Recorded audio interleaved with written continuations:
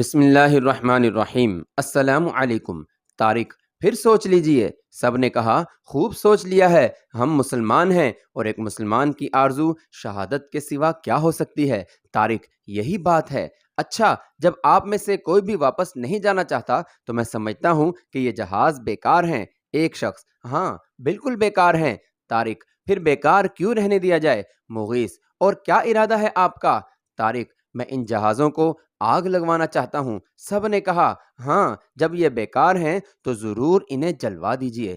طارق، اچھا تو تم جہازوں اور کشتیوں کو جلا دو۔ کئی آدمی بڑھے اور انہوں نے کشتیاں جہازوں میں ڈال کر جہازوں کو آگ لگا دی اور تمام مسلمان ساحل پر کھڑے ہو کر ان کے جلنے کا تماشا دیکھنے لگے۔ یہ حقیقت ہے کہ ان کی اس کارروائی سے مسلمانوں کے دلوں میں جوش و امنگ کا دریا امڑ آیا تھا اور ہر مجاہد نے تہیہ کر لیا تھا کہ وہ شہید ہو جائے گا یا فتح حاصل کرے گا۔ واپسی کا خیال تک دل میں نہیں آئے گا۔ مسلمان جزیرہ اخضر پر 5ویں رجب 93 ہجری سشنبہ کے روز پہنچے تھے۔ تھوڑے ہی عرصے میں تمام جہاز جل کر سمندر کی تہ میں بیٹھ گئے۔ طارق نے کہا مسلمانوں، تمہاری واپسی کا اب کوئی ذریعہ باقی نہیں رہا۔ اب صرف دو ہی باتیں ہیں، یا تو شہید ہو جاؤ یا ملک فتح کرو۔ سب نے کہا انشاءاللہ ہم اندلس فتح کر کے ہی رہیں گے۔ طارق، جب انسان کسی نیک کام کرنے کی کوشش کرتا ہے تو قدرت اس کی مدد کرتی ہے اور وہ کامیاب ہو جاتا ہے۔ کہ ہم کامیاب ہوں گے؟ سب نے کہا انشاءاللہ۔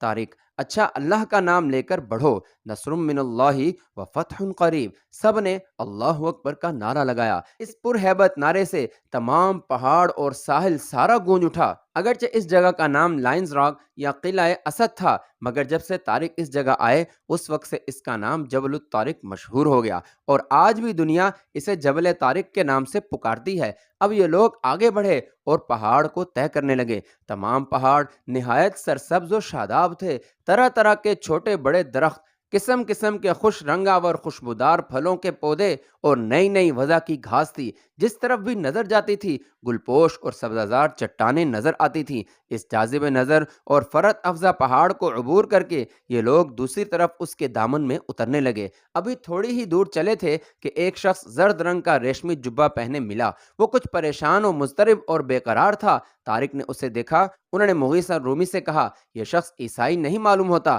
مغیث، میرا بھی یہی خیال ہے۔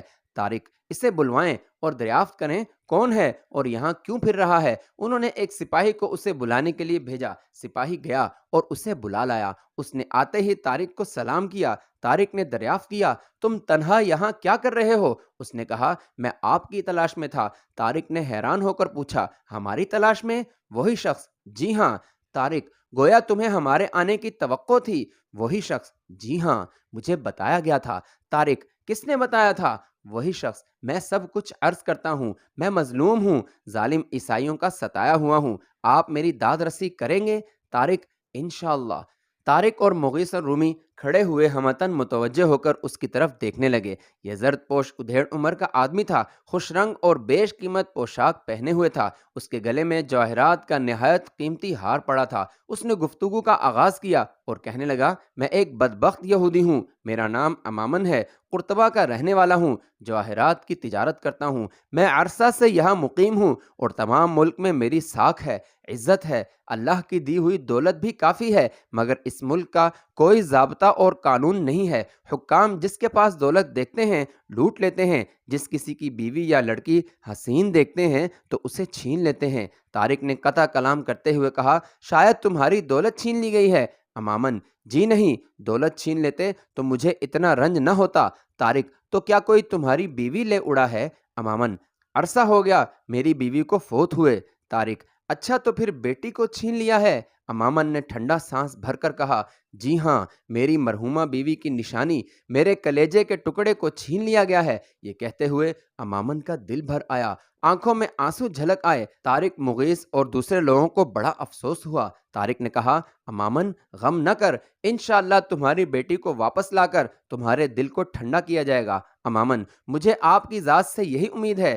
طارق، کون لے گیا ہے آپ کی بیٹی کو؟ امامن، حضور، جب سے رازرق اس ملک کا بادشاہ بنا ہے تب سے لوگوں کے جذبات، جان و مال اور آبرو خطرے میں پڑ گئے ہیں۔ وہ اس درجہ کا سیاہ کار ہے، اس نے ان لڑکیوں کی بھی آبرو ریزی کرنا شروع کر دی ہے جو بادشاہ کی بیگم کے پاس تہذیب و تربیت حاصل کرنے کے لیے آتی ہیں۔ ایک لڑکی فلورینڈا کو، جو کاؤنٹ جولین کی بیٹی ہے، ہوسکاری کی بھینٹ چڑھایا گیا ہے۔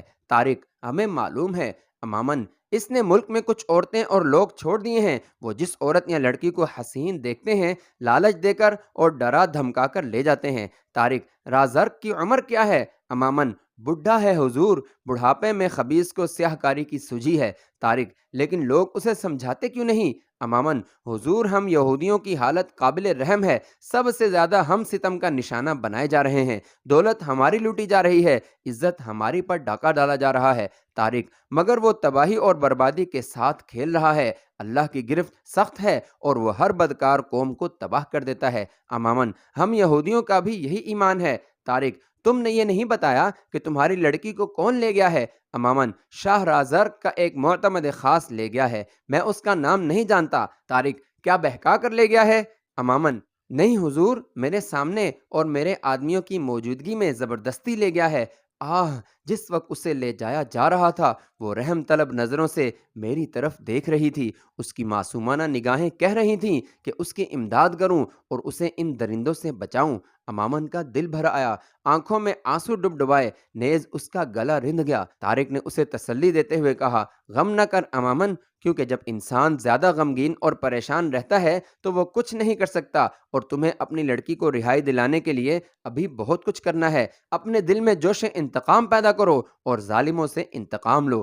امامن: ضرور لوں گا۔ انتقام لینے کے لیے تو میں نے اسی وقت قسم کھائی تھی جب وہ وحشی میری قرۃ العین کو میری آنکھوں کے سامنے لے گئے تھے۔ انہوں نے میری ساری دولت بھی لوٹ لی اور چلے گئے، مگر مجھے دولت کی پرواہ نہیں، جو کچھ بھی میرے پاس تھا وہ سب لے جاتے، مگر میری بچی کو چھوڑ جاتے، مگر وہ دولت بھی لے گئے اور میرے دل کے ٹکڑے کو بھی لے گئے۔ مجھ پر اس واقعے کا ایسا اثر ہوا کہ میں نیم پاگل ہو گیا، ایک کمرے سے دوسرے میں، دوسرے سے تیسرے میں بھاگا بھاگا پھرنے لگا۔ دیر تک میری یہی حالت رہی، یہاں تک کہ رات ہو گئی اور تھک کر چور ہو گیا اور مجھ پر بے ہوشی طاری ہو گئی۔ اسی عالم میں نے ایک سفید پوش بزرگ کو دیکھا جو کہ مجھے تسلی دے رہے تھے اور کہہ رہے تھے کہ غم نہ کر، تیری بیٹی محفوظ ہے اور اسے چھڑانے والے بھی آ گئے ہیں، جزیرہ اخضر میں جا، وہ تجھے وہاں ملیں گے۔ میں نے دریافت کیا: حضور، میں انہیں کیسے پہچانوں گا؟ انہوں نے جواب دیا: ان کی سفید اور سادہ پوشاک اور چوڑے چوڑے دامنوں سے انہیں پہچاننا، وہ سب امامے باندھے ہوئے ہوں گے۔ طارق اور وہاں موجود باقی لوگوں کو اس سے یہ سن کر کمال درجے کا تعجب ہوا، لیکن تعجب کے ساتھ ساتھ ان سب کو اس بات کا بھی یقین ہو گیا کہ وہ انشاءاللہ اندلس کی موجودہ حکومت کا تختہ الٹ دیں گے۔ امامن نے اپنی بات جاری رکھتے ہوئے کہا: میں فوراً اٹھ کھڑا ہوا، صبح ہو گئی تھی، میں نے مکان بند کیا اور آپ کی تلاش میں یہاں آ گیا، اللہ کا شکر ہے کہ آپ مل گئے۔ طارق: اور یہ واقعہ کب کا ہے؟ امامن: 1 مہینے کا ذکر ہے حضور۔ طارق: تمہاری لڑکی کا نام کیا ہے؟ امامن: بلقیس ہے حضور۔ طارق: اچھا، تمہیں کچھ معلوم ہے کہ وہ بلقیس کو کہاں لے کر گئے ہیں؟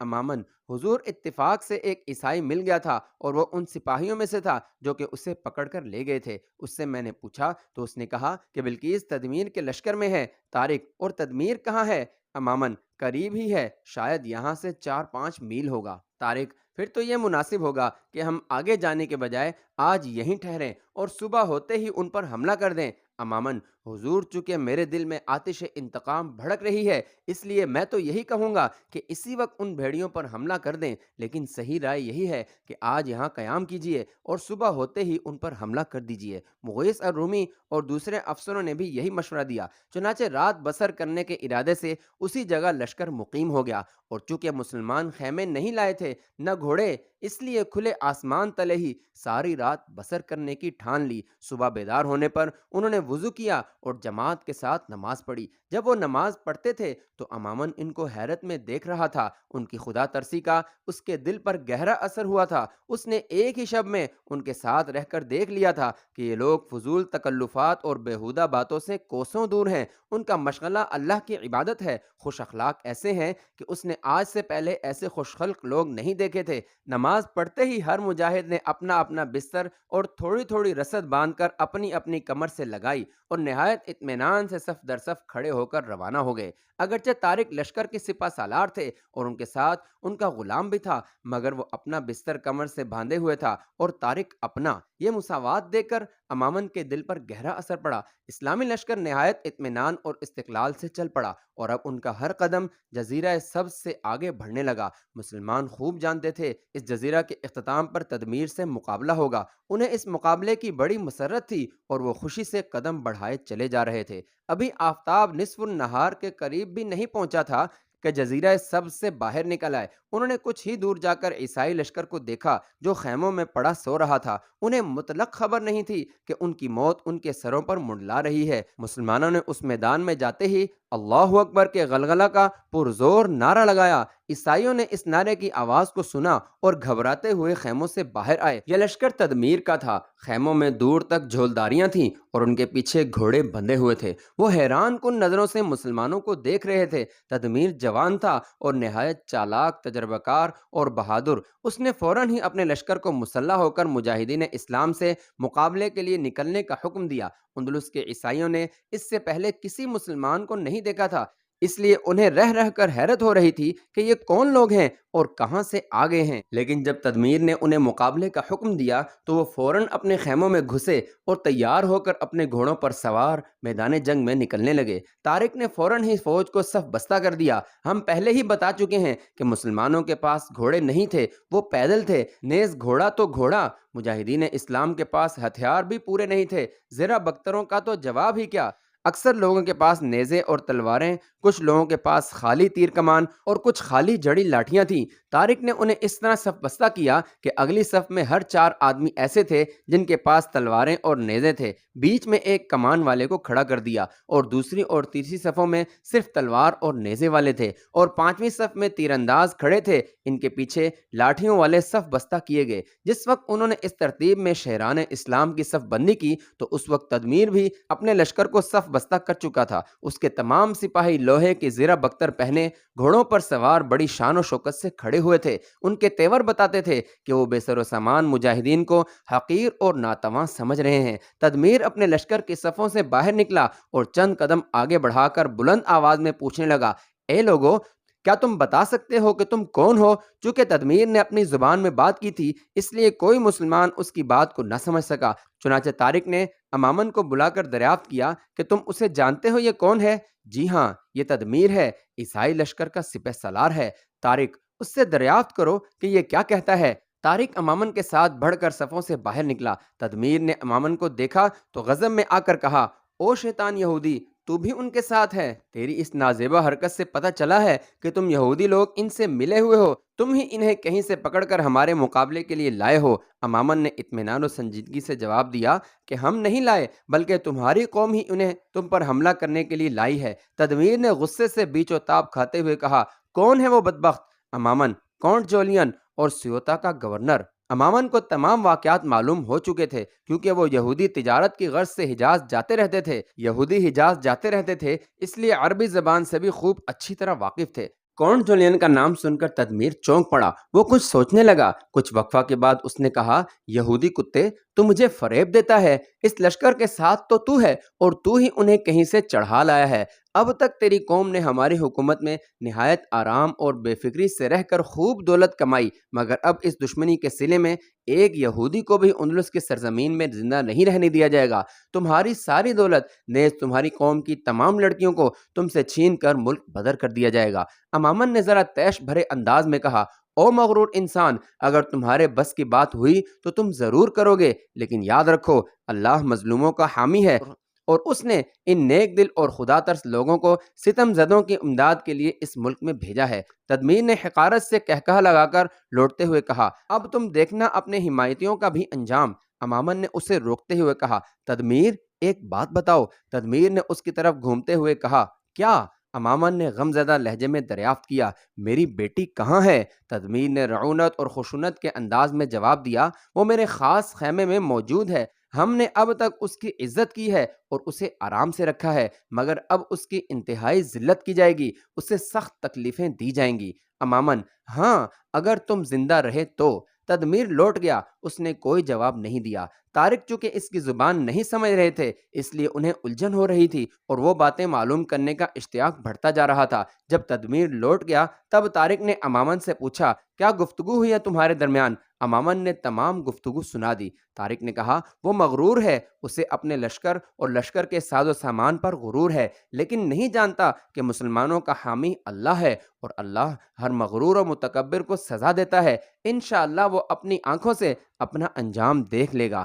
امامن: حضور، سب سے زیادہ مسرت کی بات یہ ہے کہ بلقیس بھی ان کے پاس ہی ہے، شاید اللہ اسے آزاد کرا دے۔ طارق: دعا مانگو، اس میں سب کچھ قدرت ہے۔ اس وقت عیسائی لشکر میں طبل جنگ بجا۔ طارق نے سمجھ لیا کہ اب مسیحی لشکر حملہ کرنا چاہتا ہے۔ اس نے کہا مسلمانوں، دشمن تم کو پیس ڈالنے کے لیے حملہ کر رہا ہے۔ یہ پہلی مہم ہے۔ اگر تم نے استقلال اور دلیری سے جنگ کر کے اس میں کامیابی حاصل کر لی تو تمہاری دھاک تمام اندلس پر بیٹھ جائے گی۔ خوب سوچ لو کہ تمہارے سامنے غنیم ہے اور پیچھے سمندر۔ بھاگنے یا بھاگ کر جان بچانے کا کوئی ذریعہ نہیں ہے۔ لڑو اور موت کی لڑائی لڑو، اللہ کی رضا کے لیے لڑو اور غنیم کے ٹکڑے ٹکڑے کر ڈالو اور اس سارے میدان کو ان کی لاشوں سے بھر دو۔ اس مختصر تقریر کے سننے سے مسلمانوں میں جوش و غضب کا دریا امنڈ آیا۔ عیسائی لشکر کے جھتے مسلمانوں کی طرف بڑھ رہے تھے، نہایت ضبط و انتظام کے ساتھ۔ ان کا خیال تھا کہ وہ گھوڑوں کے سموں سے مسلمانوں کو رون ڈالیں گے۔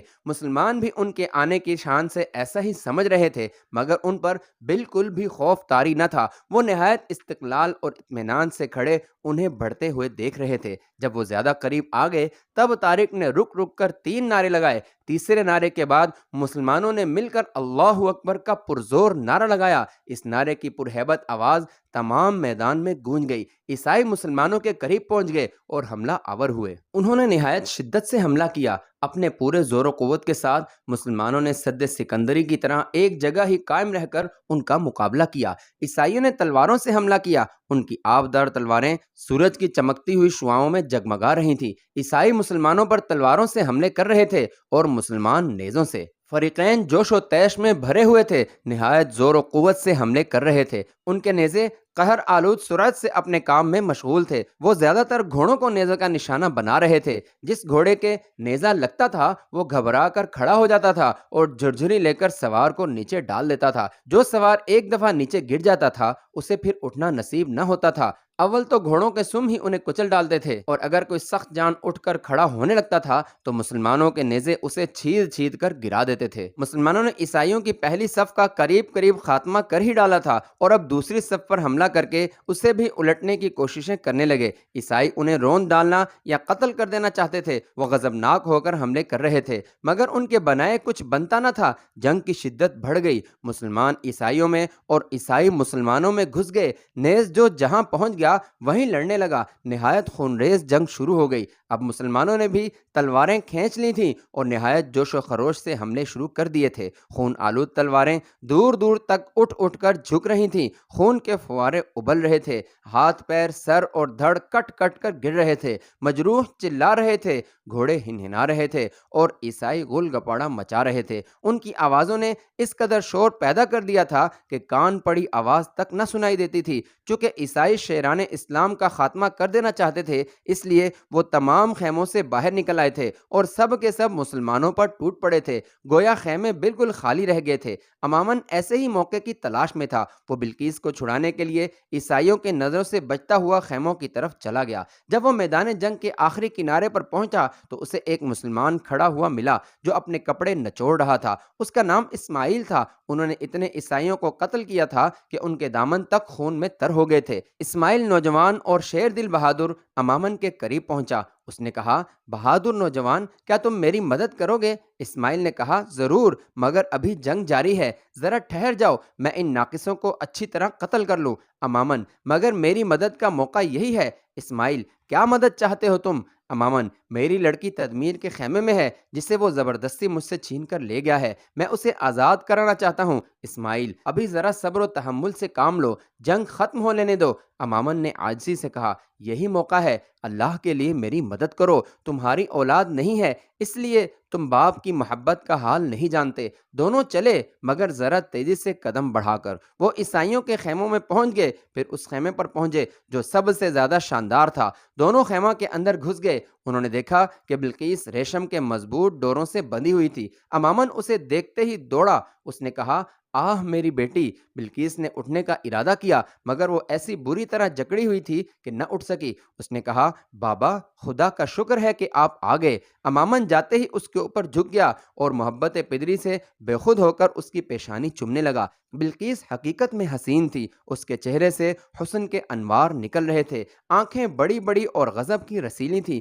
چہرہ گول گلاب کی پتیوں کی طرح سرخ و سفید اور حسن و جمال کی بے نظیر تصویر تھی۔ بلقیس نے کہا، ابا مجھے کھول دو، بندشوں سے بڑی تکلیف ہو رہی ہے۔ امامن کے پاس کوئی ہتھیار نہ تھا جس سے بند کاٹ دیتا۔ اس نے اسماعیل کی جانب دیکھا اور کہا، رحم دل نوجوان، اس کی بندش دور کر دو۔ اسماعیل چونکے، وہ بڑھے اور تلوار سے ڈوریں کاٹنا شروع کر دیں۔ بلقیس نے اب تک اسماعیل کو نہیں دیکھا تھا، جو ہی اس کی نظر ان پر پڑی تو وہ حیرت بھری نظروں سے دیکھنے لگی۔ امامن نے کہا، اب یہاں ٹھہرنا خطرے سے خالی نہیں، لہٰذا آئیے اور جلدی سے نکل چلیں۔ یہ تینوں چلے اور خیمے سے باہر نکلے۔ باہر نکلتے ہی انہیں تدمیر اور 50-60 عیسائی باہر کھڑے ملے۔ تدمیر نے انہیں دیکھتے ہی کہا، اچھا تو تم اس پیکر جمال کو لے جانا چاہ رہے ہو؟ یہ تینوں اتنے عیسائیوں کو دیکھ کر ٹھٹکے اور ایک دوسرے کو دیکھنے لگے۔ جس وقت امامن اور اسماعیل عیسائیوں کے خیموں کی طرف چلے تھے اس وقت جنگ زور و شور سے ہو رہی تھی، ہر طرف تلواریں اٹھتی اور جھکتی نظر آ رہی تھیں،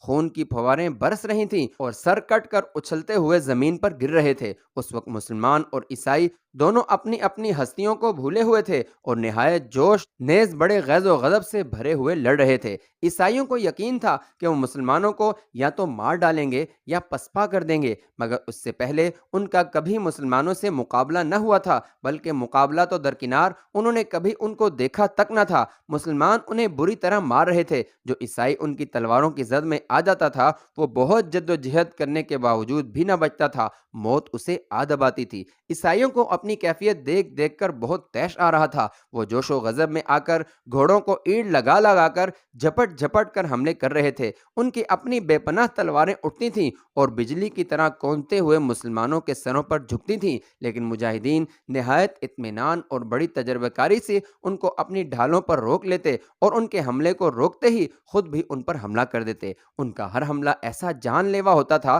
کہ 10-20 عیسائیوں کو آن کی آن میں ختم کر دیتا تھا۔ چونکہ محاذ جنگ دور تک پھیلا ہوا تھا اس لیے دور تک تلواروں کا کھیت اگا ہوا معلوم ہوتا تھا۔ جنگ دوپہر سے پہلے شروع ہوئی تھی اور اب دوپہر کو ڈھلے کافی وقت ہو گیا تھا، مگر جنگ ابھی پورے زور و شور سے ہو رہی تھی۔ سرفروش بڑی دلیری سے لڑ رہے تھے۔ مسلمان جس جوش و جرت سے لڑ رہے تھے اس سے معلوم ہوتا تھا کہ وہ یہ چاہتے ہیں کہ جنگ ظہر کا وقت قضا ہونے سے پہلے ہی ختم ہو جائے، مگر عیسائی بھی کچھ موم کے بنے ہوئے نہ تھے، وہ بھی نہایت دلیری اور بہادری سے لڑ رہے تھے۔ مغیث رومی دائیں طرف والے دستے کو سنبھالے ہوئے تھے، انہوں نے اس قدر عیسائیوں کو قتل کر ڈالا تھا کہ انہیں شمار ہی نہیں کر سکتے تھے، اور اب بھی وہ تھکے نہیں تھے، وہ برابر حملے کر رہے تھے۔ ان کی خون آشام تلوار جس طرف جھکتی تھی اور جس کے سر پر پڑتی تھی اسے قتل کیے بغیر نہ چھوڑتی تھی۔ وہ ایک ہاتھ میں ڈھال اور دوسرے ہاتھ میں تلوار لیے بڑی جان بازی سے لڑ رہے تھے۔ عیسائیوں نے بہت کوشش کی کہ انہیں مار ڈالیں، مگر ان کے پاس جانے کی جرت نہ پڑتی تھی،